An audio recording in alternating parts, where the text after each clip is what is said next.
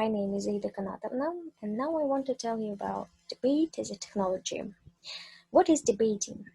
Debate is an organized argument or contest of idea in which the participants discuss a topic from two opposing sides. Those who agree with this statement or idea are the pro side. Those who will not agree with this statement or idea are the con side. Each side will show in an organized and clever way why they believe to have the right answer. They will use examples and evidence to support their ideas while working towards a conclusion. So the aim of a debate is to convince the opposition that you are right. When the two sides agree on the subject, or when one side's arguments are more convincing than the other side, that is when the debate comes to a close. In a formal debate, a mediator, the person that has not agreed with the pro or the con side, will decide who the winner should be. In an informal debate, the argument can continue until the time when one side gives up. So why debate? It is an excellent way of improving speaking skills, and it is particularly helpful in providing experience in developing a convincing argument. Those of you who are forced to argue against your natural point of view realize that arguments like coins always have at least two sides. The basic debating skills. The first, style. Style is the manner in which you communicate your arguments. This is the most basic part of debating to master. Content and strategy are worth little unless you deliver your material in a confident and persuasive way. Speed. It is vital to talk at a pace which is fast enough to sound intelligent and allow you time to say what you want, but slow enough to be easily understood. Tone. Varying tone is what makes you sound interesting. Listening to one tone for an entire presentation is boring. Volume. Speaking quite loudly is sometimes a necessity, but it is by no means necessary to shut through every debate, regardless of context. There is absolutely no need to speak any more loudly than the volume at which everyone in the room can comfortably hear you. Shouting doesn't win debates. Speaking too quietly is clearly disastrous since no one will be able to hear you. So, the next, clarity. The ability to concisely and clearly express complex issues is what debating is all about.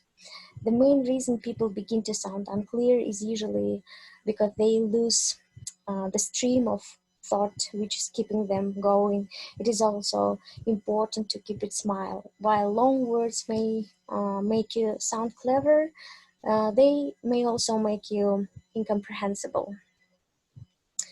Use of notes and eye contact. Notes are essential, but they must be brief and well organized to be effective. There is absolutely no point in trying to speak without notes. Most people sketch out the main heading of their speech with brief notes under each. When writing notes for rebuttal during the debate, it is usually better to use a separate sheet of paper so you can take down the details of what the other speakers have said and then transfer a rough outline onto the notes you will actually be using.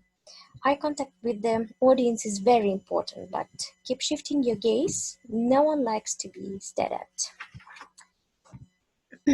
So, content. Content is what you actually say in the debate. The arguments used to develop your own side's case and rebut the opposite sides. The information on content provided below is a general overview of what will be expected when you debate. The final logistic of how long you will be debating, how many people will be in your group, and how the debate will unfold will all be decided by your tutorial leader. So, case the whole. Introduction. The case your group is making must be outlined in the introduction. This involves stating your main arguments and explaining the general thrust of your case. This must be done briefly, since the most important thing is to get on and actually argue it. It is also a good idea to indicate the aspects of the subject, so to be discussed by each of the team members. Conclusion at the end. Once everyone has spoken, it is useful to briefly summarize what your group has said and why. Case the parts. Having outlined the whole of your arguments, you must then begin to build a case, the parts. The best ways to do this is to divide your case into between 2 and 4 arguments, or divide your case based on the number of people in your group. You must justify your arguments with the basic logic, worked example, statistic, or words. Debating is all about the strategy of proof or evidence. Supporting your assertion is what makes it an argument. There are a number of ways of dividing up cases according to groups of arguments: political, economic, social, or moral, practical. So, or just according to individual, if you can't group any together. Under each of these basic headings, you should then explain the reasoning behind and justify it using the methods outlined above. It is usually best to put the most important arguments first. So the next, rebuttal the parts. Arguments can be factually, morally, or logically flawed. They may be misinterpretations, or they may also be unimportant. A team may also contradict one another or fail to complete the task they set themselves. These are the basics of rebuttal, and almost every argument can be found wanting in at least one of these respects. So, rebuttal of the whole. It is very important to have a good perspective for the debate and to identify what the key arguments are. It isn't enough to rebut a few random arguments here and there. Of course, the techniques used above are invaluable, but they must be used appropriately. There are a number of things you should do to systematically break down a team's case. So the first, ask yourself how the other side have approached the case. Is the methodology flawed? The second, consider what task the other side set themselves, if any, and whether they have in fact addressed these.